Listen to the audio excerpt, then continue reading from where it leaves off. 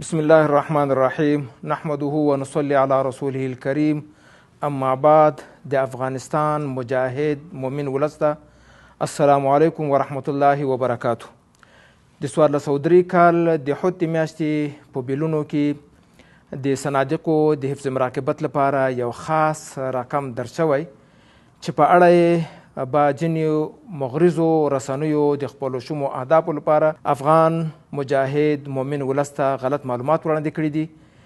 د دغه خاص رقم د ښه وضاحت لپاره زه امیر عبدالله جهان د افغانستان برېښنا شرکت تجارتي رئیس او را سره دواړه معاون صاحبان ستاسو په خدمت کې یو تر څو دا لا ښه ښکاره سي. دې موضوع د لا ښه وضاحت په خاطر باندې هلته ټایپي یو څه غلطي سوې ده چې هغه 200 یا 400 چې کوم ارقام دي هغه د یوې دورې لپاره هلته لیکلي دي.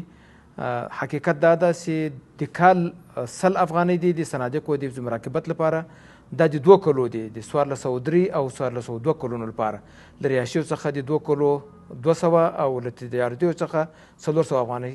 جهت وضاحت بیشتر باید به عرض برسانیم که به هر سال یعنی به طور سالانه 100 افغانی برای مشتریان محترم رایشی در افغانستان برېښنا شرکت طبق پالیسی در نظر گرفته شده و 200 افغانی فیس حفظ مراقبت غیر رایشی در نظر گرفته شده. اگر به طور ماهانه سنجش بکنیم 8.3 افغانی به طور ماهانه برای مشتریان رایشی محاسبه میشه. در حدود 16.6 افغانی بالای مشتریان محترم تجارتی محاسبه میشه.